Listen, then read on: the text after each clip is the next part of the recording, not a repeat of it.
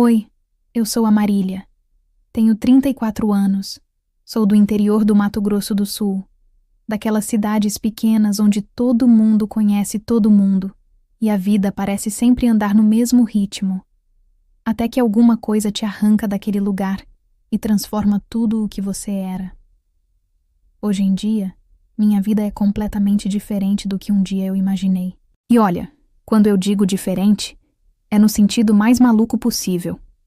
Se alguém me dissesse, há uns 5 anos, que eu ia estar percorrendo as estradas do Brasil na garupa de uma moto, com o vento na cara e o coração em paz, eu ia rir. Eu ia rir muito. Porque até outro dia, minha realidade era bem outra. Eu não sei como você chegou aqui, se alguém te indicou esse vídeo, se caiu por acaso, ou se é daquelas que não dorme antes de ver um relato de uma mulher que deu a volta por cima. Mas se quiser ficar, eu vou te contar uma história real. Minha. Uma história que não é bonita do começo ao fim, mas que é verdadeira. Dói, mas também liberta. A verdade é que ninguém ensina a gente a reconhecer o momento em que a vida começa a desandar. Vai tudo indo, devagar, e a gente acha que tá tudo bem. Acredita que é só uma fase, que vai passar, que todo mundo tem problema, que homem é assim mesmo. Que não é pra tanto. A gente se acostuma com o pouco, com o quase, com o pelo menos ele tá aqui.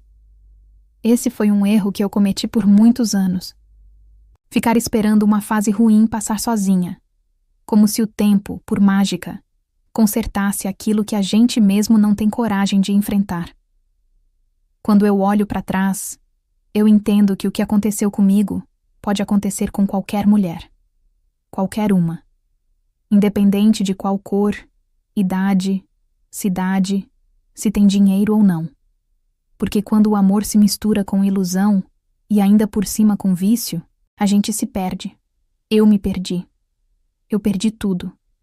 Me vi do dia pra noite sem casa, sem roupas, fugindo dentro de um ônibus velho, com o coração explodindo de medo. E o pior, com vergonha. Muita vergonha. Porque por mais errado que ele estivesse, eu ainda me culpava. Você já sentiu isso? Você já confiou tanto em alguém que mesmo quando a pessoa pisava na bola, era você que ficava se perguntando onde errou? Eu sentia isso o tempo todo, e só fui entender que isso não era amor, quando só me restava a mim mesma. Hoje, graças a Deus, eu tô bem. Eu tô leve. Não rica, não dona de nada grandioso, mas dona de mim. Eu trabalho como manicure, corto cabelo também, faço de tudo um pouco. Eu faço minha própria renda, minhas próprias escolhas. E, eu confesso, redescobri uma alegria que estava enterrada dentro de mim faz tempo. Uma vontade de viver, de conhecer lugares, de dizer sim para as coisas que antes eu nem cogitaria. Como andar de moto pelo país com um homem maravilhoso que apareceu na minha vida quando eu já nem acreditava em mais ninguém. Mas essa parte vem depois. Antes, eu preciso te contar o que aconteceu. Porque contar essa história, pra mim, é mais do que um desabafo. É quase como um pedido para que nenhuma mulher viva o que eu vivi calada. Para que a gente tenha coragem de enxergar o abismo quando ele ainda tá se formando. E principalmente para que a gente entenda que sair é possível sim. Dá medo? Dá. É solitário? É. Mas também é a única forma de salvar a gente mesma. Eu demorei para chegar nesse ponto. Demorei demais. Quando tudo desabou, eu estava casada fazia 5 anos. E num piscar de olhos, o meu marido virou um estranho viciado numa coisa que eu nem sabia que existia. Um jogo de celular. Um cassinozinho. Como ele falava no começo, todo rindo. Aquilo parecia inofensivo. Parecia só mais uma dessas modinhas de internet. Até que virou um buraco sem fim. Um buraco que sugou tudo da minha casa. O dinheiro, os móveis, a nossa paz, a nossa vida. Mas eu ainda não vou entrar nessa parte. Por enquanto, eu só quero que você me ouça. E que saiba que se você estiver passando por alguma coisa parecida, ou mesmo que não seja igual, se você sente que está se apagando aos poucos por sustentar uma relação desequilibrada, respira fundo. Você não está sozinha. Durante muito tempo eu pensei que fosse. Pensava que só eu passava por aquilo. Que eu era burra, fraca, que talvez tivesse feito algo para merecer aquilo. Não falava com ninguém. Me calava para não preocupar minha mãe, para não dar razão para as vizinhas, para não virar assunto na cidade. E nessa de tentar esconder o caos, eu fui me sufocando. Ainda dói lembrar. Dói lembrar da nossa geladeira vazia, das contas atrasadas, do aluguel acumulando. Mas o que mais doía era ver nos olhos dele aquele brilho estranho quando ele ganhava uma rodada ou quando achava que estava prestes a recuperar tudo. Aquele brilho me dava medo. Alguém que eu amava tinha virado um viciado e eu não sabia o que fazer. A partir daqui, o que eu vou te contar talvez pareça até filme, mas foi minha vida. E só de lembrar que eu passei por tudo isso e tô viva, forte, em cima de 2 rodas com o coração em paz, me dá um orgulho que eu não sentia fazia tempo.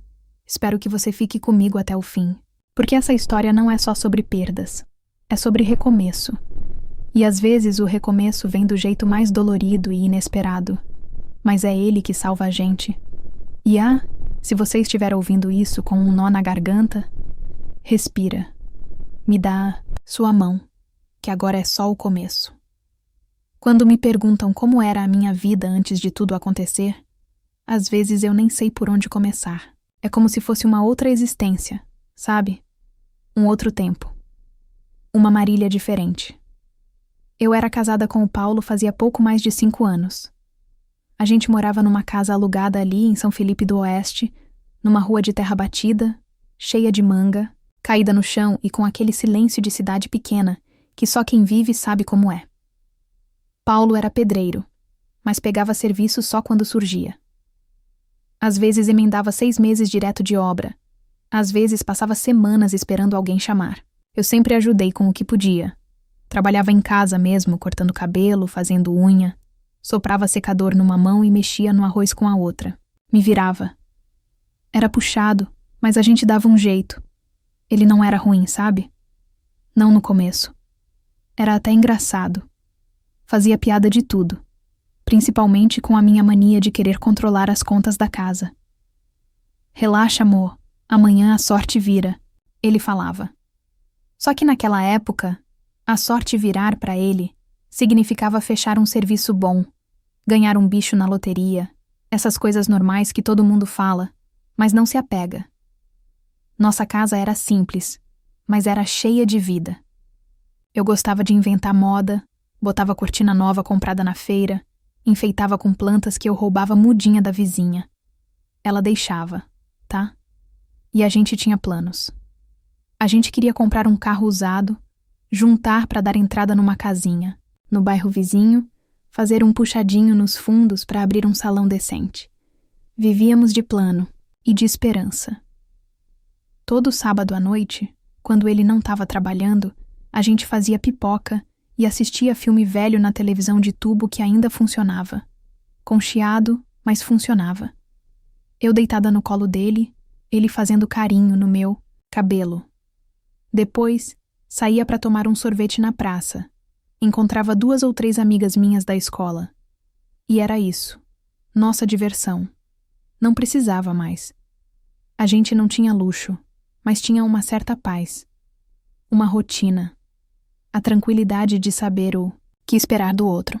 Paulo era um homem simples, crescido na roça, que sempre falou que o que ele mais queria era dar uma vida melhor para nossa família. E eu acreditava. Eu sempre fui muito de acreditar no fundo. Acreditar em promessas, em mudança, em gente boa, que só tá perdida no momento. Claro que ele tinha umas coisas que às vezes me deixavam de antena ligada.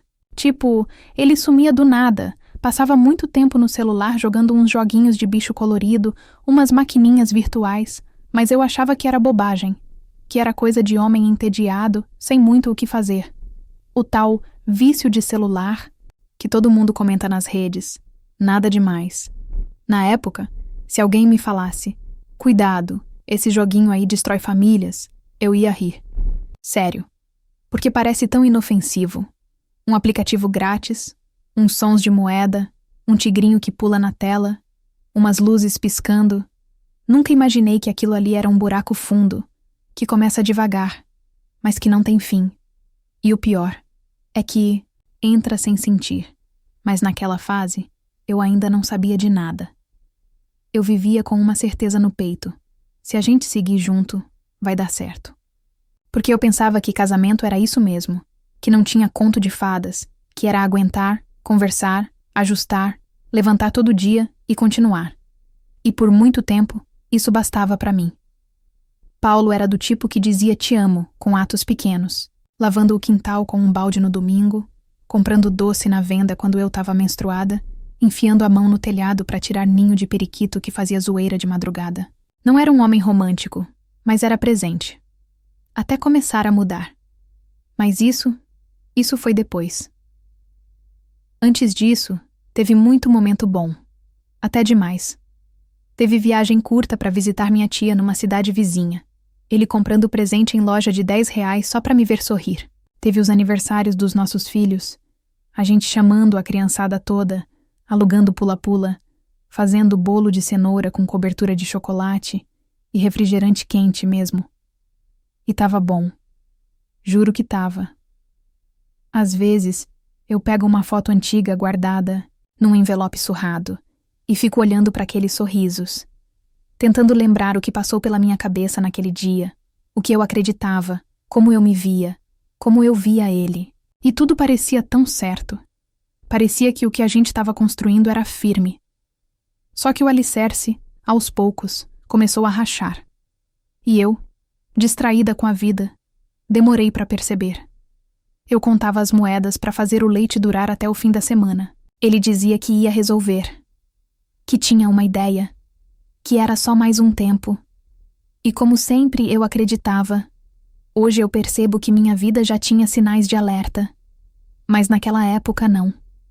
Naquela época eu era só uma mulher apaixonada, tentando manter as pontas de uma vida simples, sonhando com um futuro que, infelizmente, nunca chegou.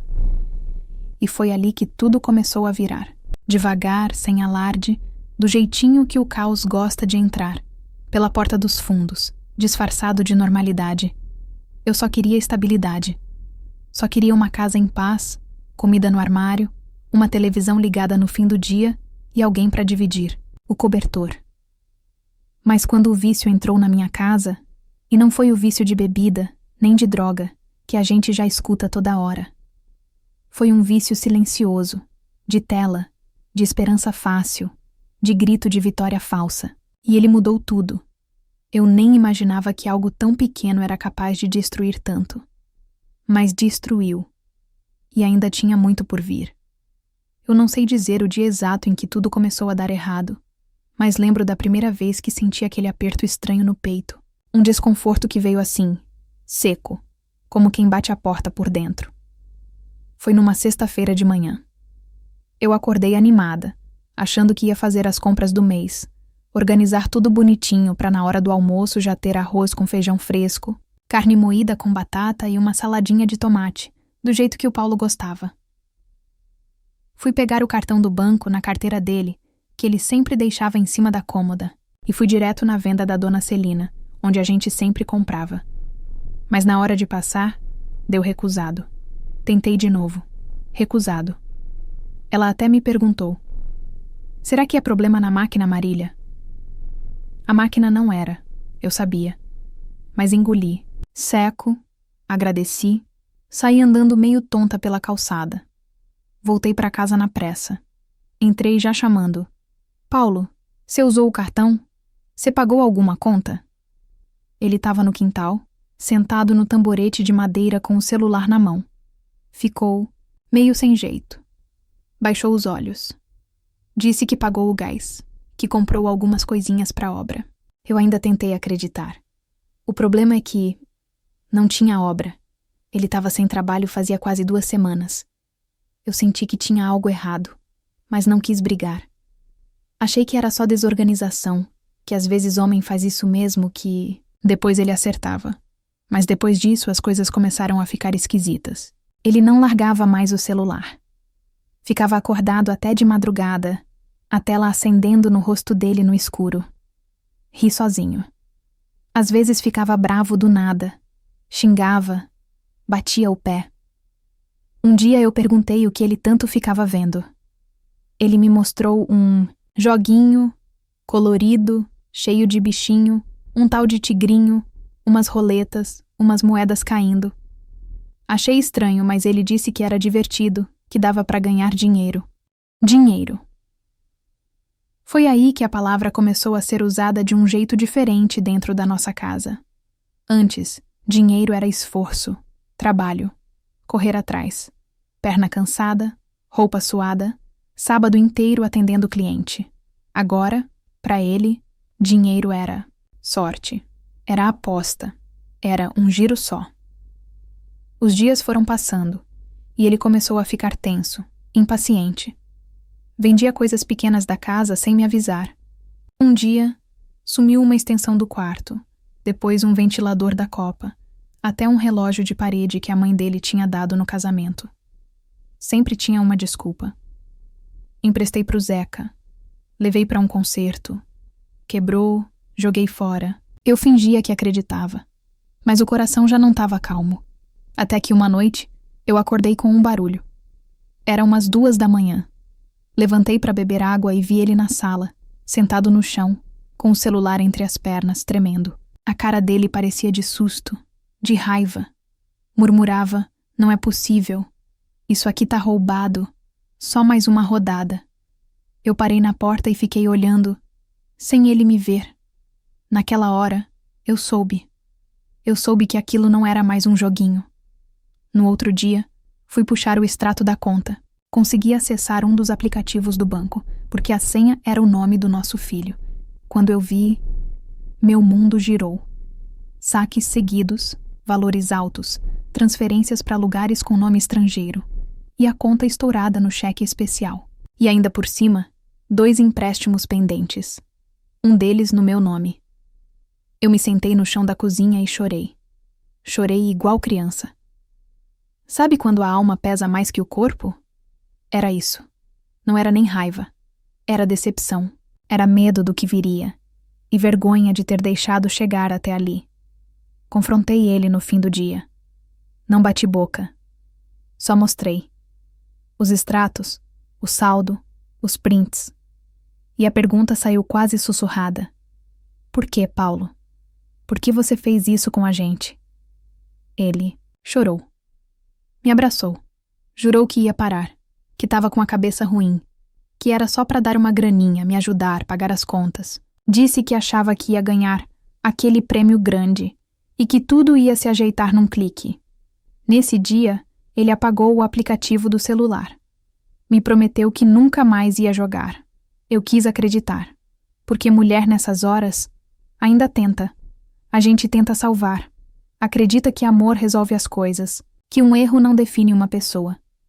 Por uns dias, tudo melhorou um pouco.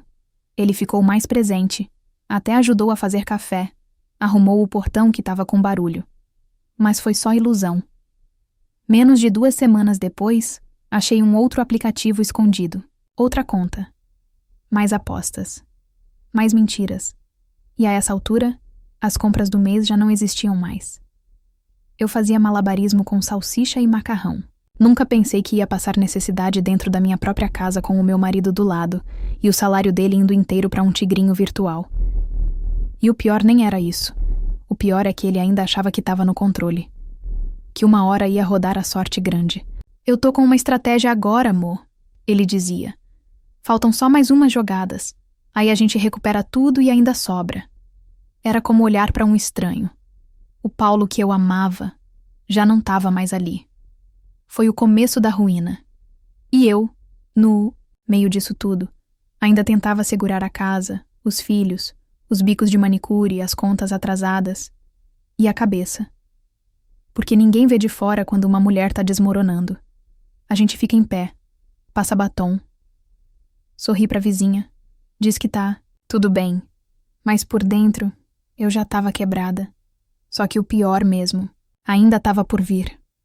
Depois daquele dia em que eu descobri que ele tinha voltado a jogar escondido, parece que as coisas começaram a descer ladeira abaixo e não pararam mais. Foi como se uma represa tivesse se rompido, e tudo o que a gente vinha tentando conter, esconder, empurrar com a barriga, veio com força total. Eu ainda tentei conversar. Juro por Deus que tentei. Sentei com o Paulo, olhei no olho dele, pedi, supliquei. Falei que a gente podia recomeçar, que dava tempo de voltar atrás, que os meninos não podiam crescer naquele ambiente. Ele chorou. Chorava muito nessas horas. Se emocionava, prometia, pedia desculpa. Me abraçava forte, dizia que dessa vez era sério. Mas no dia seguinte, lá estava ele de novo. Sentado no cantinho da varanda, celular colado na cara, os olhos vidrados naquele tigrinho pulando na tela como se fosse um salvador. Chegou numa fase que até para comprar pão ele pedia no fiado. E eu, toda vez que ia na venda, via a cara da dona Celina mudando. Um misto de dó e julgamento, sabe? Aquela expressão de quem pensa, mas não fala. Onde essa mulher tá com a cabeça? Só que eu não tinha mais forças nem para sustentar meu próprio orgulho. Eu só queria um dia de paz. O aluguel da casa começou a atrasar. 1 mês, 2 meses. No terceiro, o dono ligou. Era um senhorzinho muito educado, mas firme. Disse que entendia a situação, mas precisava receber. E eu entendi ele também, só que não tinha nem da onde tirar. E Paulo dizia que ia resolver tudo até terça, mas a tal terça nunca chegava. Foi aí que começou a pior parte. Um dia, no meio de uma tarde abafada, eu ouvi uma moto parando devagarzinho na frente de casa. Estranhei, porque não era barulho comum daquele lado da rua. Fui até a janela e vi 2 homens, um deles moreno, alto, com óculos escuros e jaqueta preta. O outro mais baixo, rosto fechado, com sotaque carregado. Bateram no portão. Paulo desceu as escadas devagar, visivelmente nervoso. Eu não consegui ouvir tudo, mas ouvi o suficiente. Tu acha que pode brincar, é?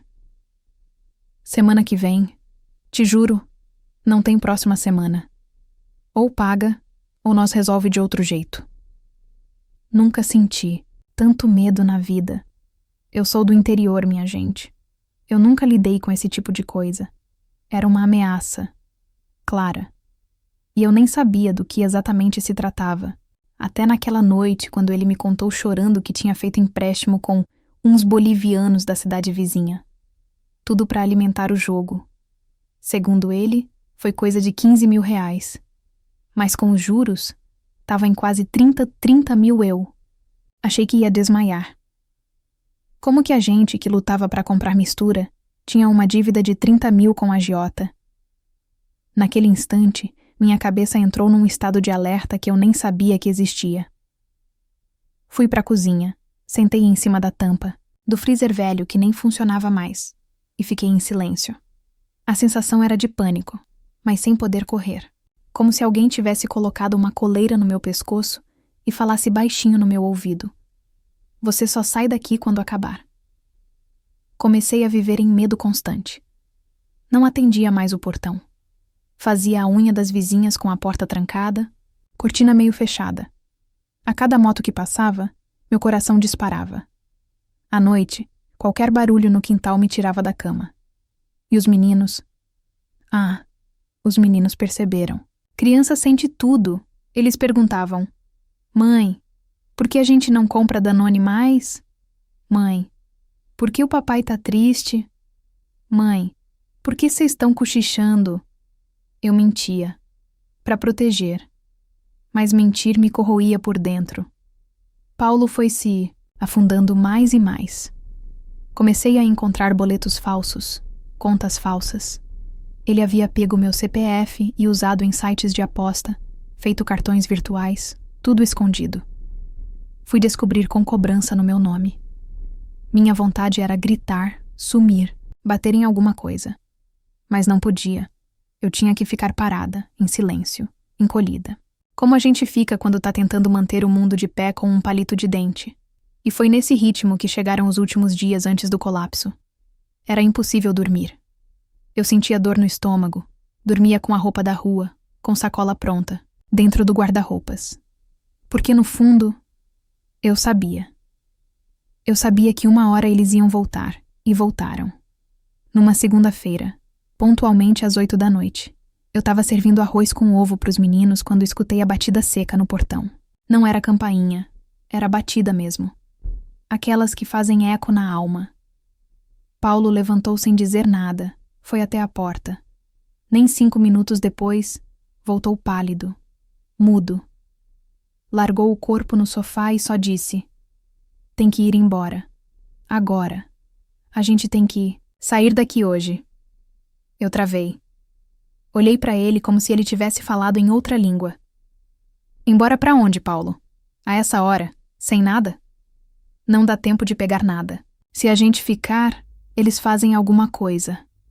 Eu queria perguntar o quê, mas não perguntei. Só peguei os meninos, botei um chinelo em cada um, peguei uma blusinha comigo e saí sem olhar para trás. Naquele momento, nossa vida acabou. A gente perdeu tudo e ninguém nem ficou sabendo. Porque a vergonha foi tanta que a gente desapareceu sem dar tchau.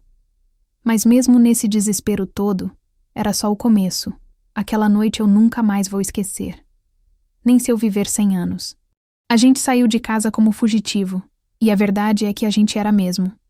Não da polícia, nem da justiça formal, mas de uma sentença que o Paulo tinha assinado com as próprias mãos. E a gente, eu e os meninos, pagava junto. Pegamos uma mochila velha, uma sacola de mercado com umas peças de roupa jogadas, e saímos sem rumo. Paulo disse que tinha um conhecido em Dourados, que podia ajudar por uns dias. Nem pensei, só fui. A cabeça só gritava: "Salva os meninos, salva eles, salva eles." E eu fui. No ponto de ônibus, ficamos ali por quase 1 hora esperando. No escuro, com os meninos dormindo no meu colo, sem saber se dava mais medo do que a gente tinha deixado para trás ou do que podia encontrar pela frente. Eu não chorava mais. Tava seca por dentro. Era como se meu corpo tivesse virado uma concha vazia, só funcionando no automático. Pegamos um ônibus interestadual, desses que param em 1 milhão de lugares, com cheiro forte de gasolina e gente, que olha, mas finge que não tá vendo. Eu ficava em alerta o tempo todo com os meninos dormindo encostados em mim. Paulo ia calado, olhando pela janela, mexendo no celular. Até ali, não conseguia largar o maldito aparelho. Aquilo me deu raiva. Uma raiva que foi crescendo igual água enchendo um balde velho com goteira. Porque mesmo depois de tudo, depois da ameaça, da fuga, da vergonha, ele ainda agarrado naquele vício. Eu queria gritar. Eu queria bater. Eu queria dizer: "Olha, Paulo, a gente perdeu tudo, tudo, e você ainda acha que tem chance nesse joguinho maldito?" Mas eu me calei. Chegamos na cidade quase de manhã. O tal conhecido dele deixou a gente dormir num quartinho nos fundos de uma oficina. Um cheiro forte de óleo, um colchão velho no chão. Mas eu deitei com os meninos e agradeci a Deus por eles estarem ali, vivos, respirando, deitados comigo. Naquele momento, o resto já não importava mais. Na manhã seguinte, com a luz entrando por uma fresta torta da janela, eu levantei devagar e fui lavar o rosto num balde d'água. E foi ali, com a toalha encardida nas mãos, que caiu uma ficha que eu vinha empurrando há muito tempo. Eu não dava mais conta. Eu amava aquele homem. Ou talvez eu tivesse amado. Mas agora, o que eu sentia era outra coisa. Era uma mistura de pena, medo, mágoa e cansaço. Um cansaço de alma. Uma exaustão que nem sono conserta. E ali, olhando meu próprio rosto no reflexo da água parada, eu soube. Eu precisava me separar. Eu precisava sair daquilo de vez. Cortar o mal pela raiz. Não por raiva, não por vingança, mas por mim. E principalmente pelos meus meninos. Eles não mereciam crescer no meio daquele caos. Eles não iam virar reféns de um vício que nem era deles. Quando eu voltei pro quartinho, Paulo estava sentado no chão, de novo com o celular na mão. E adivinha? Jogando, como se nada tivesse acontecido. Eu respirei fundo. Eu olhei para ele e disse: "Paulo, eu vou embora. Assim que eu arrumar um lugar, eu vou seguir minha vida com os meninos. Não me procura, não me liga. Eu não te odeio, Mas eu não quero mais isso. Chega. Ele ficou mudo. Me olhou com um olhar que misturava surpresa e desespero. Disse que eu estava sendo radical, que eu ia largar ele na pior, que eu era a única pessoa que ele tinha, e aquilo doeu. Doeu muito. Porque era verdade. Eu era mesmo. Mas eu não aguentava mais servir de muleta para alguém que não queria levantar. Passei uns dias ali ainda, até conseguir contato com uma prima distante numa cidadezinha vizinha, Maracaju. Ela me ofereceu um quartinho simples no fundo da casa dela, para eu recomeçar. Aceitei de cabeça baixa, com o orgulho sangrando, mas sabendo que não tinha escolha. Eu fui embora. Com os meninos, 2 mochilas remendadas e o coração em pedaços. Paulo ficou. Nem sei como. Dizem que ele foi embora da cidade depois também. Nunca mais tive notícia. Às vezes sonho com ele. Outras vezes nem lembro que existiu. Recomeçar foi dolorido. Dava uma vergonha misturada com vergonha da vergonha, sabe? A sensação de fracasso me comia viva. Mas em algum lugar bem lá dentro, eu também sentia um alívio. Um silêncio. Uma calma que fazia tempo que eu não sentia. Eu podia dormir. Eu podia respirar. Mesmo sem nada, eu tinha paz. E essa foi a troca mais dura que eu já fiz na vida. Abrir mão da ilusão para ter de volta a minha verdade. Foi nesse momento que eu escolhi, por mim. Pela primeira vez em anos. E mesmo sem saber, ali foi o começo de tudo que viria depois. Porque às vezes é assim. A gente só descobre quem é quando perde tudo o que achava que precisava. É estranho dizer isso, mas depois que eu fui embora com os meninos e cheguei na casa da minha prima, mesmo com todas as dificuldades pela primeira vez em muito tempo, eu senti alívio. A casa era pequena, tinha 3 cômodos apertadinhos e o quartinho onde a gente ficou mal cabia as mochilas e o colchão. Mas tinha um silêncio diferente ali. Não era o silêncio tenso da nossa antiga casa, de quando o Paulo ficava no celular falando baixo com a agiota. Era outro tipo de silêncio. Um que acalmava, sabe? Um que dizia: agora é só você e seus filhos, Marília. E a vida pode recomeçar. Minha prima, Juliane, me acolheu com um coração gigante. Ela não perguntou muito, não ficou querendo saber detalhes. Só disse: você chegou. Agora respira. E eu respirei. Não foi fácil, nem bonito. Mas foi verdadeiro. Nos primeiros dias eu mal conseguia dormir, não pela tristeza, mas pela ansiedade. Eu só pensava: como é que eu vou sustentar meus filhos daqui pra frente? Como vou conseguir dinheiro? Onde vou trabalhar sem ter nada, sem ter ninguém? Mas aí, um dia, abri minha malinha e vi ali dentro minha tesourinha, velha de cortar cabelo, um alicate de unha, um restinho de esmalte. E senti uma coisa que fazia tempo que não sentia. Esperança. Era isso. Eu podia começar com aquilo, de onde eu parei. Como sempre fiz, imprimi uns panfletinhos na lan house com o pouco que sobrou do dinheiro do ônibus, só com meu nome, telefone e os serviços. Unha, cabelo, sobrancelha, corte infantil, com carinho e preço justo. Dobrei cada um e saí, andando pelas ruas de Maracaju com os meninos pela mão, distribuindo caixinha por caixinha de correio. Passei constrangimento, claro, mas engoli o orgulho como quem toma remédio amargo, sabendo que aquilo ia me curar. No começo veio uma ou outra cliente desconfiada querendo testar. Fiz questão de caprichar. Fazia com amor. Dava o melhor de mim. Depois veio a indicação. A mãe passou para a vizinha. A vizinha indicou para a tia. E quando percebi, minha agenda de sábado já tinha 3, 4 nomes anotados. Ali eu entendi uma coisa. Quando você está disposta a recomeçar de verdade, com humildade e fé, a vida te devolve. Aos poucos, mas te devolve. Com o primeiro dinheiro, comprei arroz, feijão, bolacha para os meninos. E um esmalte novo, vermelho cintilante, que eu não precisava, mas queria. Era meu presente. Aquele esmalte representava mais do que cor numa unha. Ele era meu lembrete de que aos poucos estava tudo. Voltando pro lugar, alguns dias eram difíceis. Tinha hora que os meninos perguntavam do pai. Cadê o papai, mãe? Ele vai voltar? Eu não mentia. Dizia que ele estava longe, que precisava se cuidar, que quem estava com eles agora era eu, e que ia dar certo. Eu não guardava ódio do Paulo, mesmo depois de tudo. Mas também não me iludia mais. Eu entendi que amar alguém não significa engolir tudo. A gente pode amar e ainda assim escolher se afastar. Eu amei ele, sim. Mas escolhi me amar mais. Escolhi ser mãe, ser mulher, ser viva. E não só espectadora do desastre. Tive medo. Muito. Não era heroína, não. Tinha noite que chorava baixinho no travesseiro para não acordar os meninos. Tinha dia que caminhava até o mercado contando moeda no bolso. Mas um passinho de cada vez, a vida começou a andar. Aluguei um quartinho só meu depois de uns meses. Fui juntando o que dava. Comprei um fogão usado numa troca por corte de cabelo. Ganhei um lençol florido de uma cliente que viu a gente dormindo no chão. O primeiro sorriso dos meus filhos quando abriram a geladeira nova. De segunda mão, mas funcionando. Foi melhor do que qualquer presente de Natal.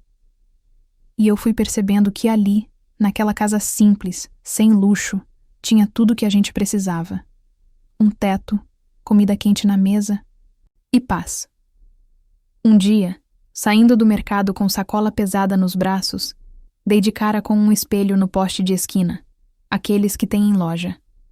Me olhei e pensei, essa sou eu agora. Cabelos presos de qualquer jeito, um chinelo velho, mas um olhar firme. Um olhar que volta a se reconhecer. Foi ali que entendi. Eu estava voltando para mim. Mas sabe o que mais marcou minha reconstrução? Foi perceber que mesmo machucada, mesmo cansada, mesmo depois de tudo, eu ainda era capaz de acreditar. Acreditar que havia coisas boas no mundo, que havia gente boa, que amor não precisa doer para ser de verdade. E foi numa tarde qualquer, como quem não espera nada, que conheci alguém. Mas essa já é outra parte da história. O mais importante que eu queria dizer aqui é que mesmo quando parece que tudo foi embora, que a vida acabou, que você perdeu o chão, tem alguma força que sobra dentro da gente. Uma força que se agarra no que resta, no filho que te abraça, na cliente que te indica, na prima que divide um prato de arroz, no esmalte novo que brilha, mesmo depois de tudo. E essa força é o que salva. Ela não precisa ser grande. Ela só precisa existir. E a minha estava ali, silenciosa, esperando a hora certa de recomeçar. Eu achava que nada mais ia me surpreender depois de tudo o que eu tinha passado. Sinceramente. Eu estava num ponto da vida em que o que sobrava de mim era só o essencial. Mãe, trabalhadora, sobrevivente. Afeto, romance, essas coisas, pra mim já era luxo. Coisa de filme. Eu já nem sonhava mais com isso. Tava bem sendo só eu, meus meninos e meu alicate de unha. Até que chegou ele. Joaquim.eu. Conheci o Joaquim sem querer, numa manhã de quinta-feira. Eu tava na frente da casa, sentada na cadeira de plástico da vizinha, lixando a unha da dona Antônia, quando ele parou a moto bem em frente. Daquelas motos grandes, barulhentas, com um banco de couro que já tinha visto sol e chuva. Descendo, da moto, ele tirou o capacete devagar, e o cabelo veio bagunçado de vento. Usava aquele tipo de jaqueta gasta que parece guardar as histórias de estrada. Tinha a barba por fazer e o riso fácil. Sorriu e falou: "Vocês sabem onde tem uma borracharia por aqui?" Dona Antônia apontou meio resmungando. E eu nem falei nada. Fiquei observando ele ir embora com a moto fazendo barulho. E não sei explicar, mas ali me veio uma coisa no peito. Uma curiosidade. Uma pontinha de memória, de quando eu era menina e sonhava em conhecer o mundo. Uns 3 dias depois, ele apareceu de novo. A moto estacionou no mesmo lugar. Joaquim era amigo do marido da dona Antônia. Parece que estava passando uns dias por ali, entre uma viagem e outra. Ele sentava no banquinho da calçada, conversava com todo mundo, tomava café ruim e ria como se fosse o melhor da vida. Com o tempo, ele começou a puxar conversa comigo. Coisa boba. Perguntava como estava o movimento, se fazia barba, se sabia. Consertar máquina de cortar cabelo. Eu respondia de modo educado, mas com aquele pé atrás de quem já sofreu demais para confiar em homem de novo. Só que ele era diferente. Ele não forçava a conversa. Não ficava elogiando meu corpo. Não tentava me impressionar. Ele só queria papo mesmo. E papo bom. Um dia falamos quase 1 hora sobre café coado na hora versus café de garrafa térmica. Outro dia falamos de música, de estrada, de infância. Aos poucos, fui abaixando a guarda. E sem planejar, comecei a esperar ele aparecer. Demorou um pouco, mas uma tarde ele soltou. Vamos dar uma volta de moto um dia, Marília? Sem destino, só para sentir o vento. Eu fiquei paralisada. Meu primeiro instinto foi dizer não. Mas aí olhei para o céu daquele fim de tarde, senti o cansaço das últimas semanas e respirei fundo. Olhei para ele, senti que era seguro e respondi. Ué, bora. Montei na garupa pela primeira vez com um medo danado, agarrada nele com os 2 braços. Mas depois de alguns minutos, uma coisa incrível aconteceu. Eu relaxei. O vento batia no rosto, espalhava o cabelo, e o barulho da moto misturado com a música velha que ele botou no fone me deu uma sensação que há anos eu não sentia. Liberdade. Não. Era sobre chegar em lugar nenhum. Era só sobre ir. A gente rodou pelas estradinhas de terra até quase escurecer. Paramos num lugar que vendia pastel com caldo de cana e comemos sentados num banco de madeira cheio de farpas. E rimos. Meu Deus! Como fazia tempo que eu não ria daquele jeito. Ria e esquecia da dor, esquecia das dívidas, esquecia de tudo que ainda me rondava. Depois desse dia, a gente repetiu a dose várias vezes. Ele nunca forçou nada. Nem beijo ele tentou até que eu desse o sinal. Joaquim era do tipo que entendia o tempo das coisas. O tempo da estrada, o tempo da vida e o tempo de uma mulher machucada. Com o passar das semanas, ele foi virando presença. Nunca invadiu meu espaço, mas fazia questão de me lembrar, com gestos simples, que eu ainda merecia carinho. Um flaninho de milho quente deixado no portão, uma flor silvestre colhida no caminho, uma mensagem boba como "Passa batom hoje, o céu tá bonito". E eu fui me permitindo, devagarinho, sem culpa. Levei tempo para entender que não era errado ser feliz de novo, que não era traição comigo, mesmo a confiar em alguém, que não era pecado sorrir. Não anulava a minha dor do passado, só mostrava que ela não precisava ser o fim da minha história. Com ele, eu aprendi a respirar fundo de novo, a escutar música com vontade, a sentar na garupa com os braços abertos e deixar que o vento levasse um pouco do que ainda doía, hein? Joaquim me mostrou que a gente não precisa de muito para se sentir viva. Às vezes, tudo que a gente precisa é de alguém que dirija devagar, respeite o seu ritmo e tope dividir uma porção de batata frita numa lanchonete qualquer de beira, de estrada. Ele não quis me salvar, quis só me acompanhar no caminho. E isso foi o que mais me salvou. Hoje, quando alguém me pergunta como um coração tão partido ainda conseguiu bater forte de novo, eu respondo. É que depois da tempestade, o sol parece mais bonito. E uma garupa de moto, às vezes, vale mais do que terapia. Não é que a vida virou filme, não. Mas agora tem cena boa. E eu continuo aqui, com os meninos crescendo, as unhas das clientes feitas com capricho, e os finais de semana, sempre que dá, na estrada. Com ele. Rodando pra lugar nenhum. E, finalmente, me sentindo em casa. Sabe aquele dia que você acha que não vai dar conta? Aquela manhã em que você acorda sem chão, sem ânimo, com vontade de ficar debaixo do cobertor fingindo que o mundo não existe? Pois é, eu já tive vários desses.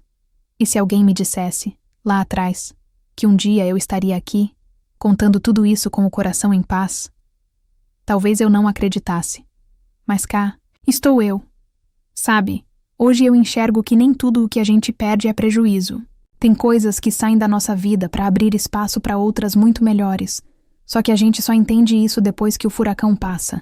Eu perdi minha casa, minhas roupas, meus móveis e o que era, ou parecia ser, O amor da minha vida. Eu perdi o chão, a segurança, a estabilidade. Passei vergonha, passei medo, fiquei envergonhada de mim mesma. Mas ganhei tanta coisa depois. Ganhei força. Primeiro, uma força que eu nem sabia que morava em mim. Ganhei coragem. Ganhei autonomia para cuidar da minha vida, do meu dinheiro, dos meus filhos. Ganhei paz. Aquela paz silenciosa de deitar a cabeça no travesseiro sabendo que ninguém vai bater na sua porta de madrugada querendo cobrar por um erro que não foi seu. E por fim, ganhei amor. Não aquele amor idealizado que faz a gente suspirar, mas um amor de verdade, maduro, livre, leve. Joaquim chegou do jeitinho que eu precisava, sem pressa, sem prometer resolver meus problemas, mas disposto a caminhar comigo, estrada por estrada, curva por curva, sem medo do passado e sem cobrar um futuro. O mais engraçado é que eu fui conhecer o mundo, rodando por esse Brasil com ele. Cada parada numa cidadezinha nova, cada lanchonete simples, cada conversa com gente diferente foi como ir costurando os pedaços de mim mesma. Descobri que eu gosto de estrada, de vento no rosto, de ouvir música alta e cantar desafinada. Descobri que liberdade não precisa ter luxo, só precisa fazer sentido pra gente. Hoje, os meninos estão crescendo fortes, saudáveis e sabem cada vez mais que a mãe deles é mulher de fibra, não perfeita, mas real, que caiu, chorou, quebrou, mas levantou. E se tem uma coisa que eu aprendi nesse tempo todo foi isso. A gente não precisa ser indestrutível, só precisa resistir até a próxima coragem nascer. Eu quis contar essa história aqui porque eu sei que tem muita mulher passando por situações parecidas. Muita. Vendo o marido ou o companheiro se afundar em dívidas, em vícios, em promessas quebradas. Mulher que segura o mundo nas costas, se anula, se apaga, só pra não desmoronar a família. E eu entendo real. Mas se eu puder deixar uma coisa aqui hoje, do fundo do meu coração, é isso. Você não precisa ficar. Você não precisa sofrer calada. Você não precisa abrir mão de quem você é para sustentar uma ilusão. Você tem o direito de recomeçar. Tem o direito de reescrever sua própria história. Nem que seja com uma sacola nas costas e um filho de cada lado. Nem que o primeiro passo pareça pequeno. Nem que doa. Um dia você vai olhar para trás e perceber que aquele passo, mesmo doído, foi o que te salvou. Nada disso é fácil. Eu sei, mas é possível. E é por isso que eu tô aqui, abrindo minha história com tanta verdade. Pode ser que ela não mude sua vida, mas tomara que desperte alguma coisa aí dentro de você. Uma lembrança, uma coragem, uma decisão. Porque se eu conseguir, você também consegue. E se essa história te tocou, de alguma forma, se você sentiu que valeu a pena me ouvir até aqui, então eu te peço uma coisinha. Curte esse vídeo, se inscreve no canal e, se puder, manda esse relato para outra mulher. Uma amiga, uma irmã, sua mãe, uma vizinha. Às vezes, tudo que a gente precisa para começar a se reencontrar é saber que não tá sozinha. Obrigada por me escutar até aqui. Obrigada por me deixar entrar na sua vida com a minha história. E nunca se esquece. A vida pode até tirar tudo, mas ela nunca tira a chance de recomeçar. E às vezes, o começo da liberdade é só uma curva de estrada mais à frente.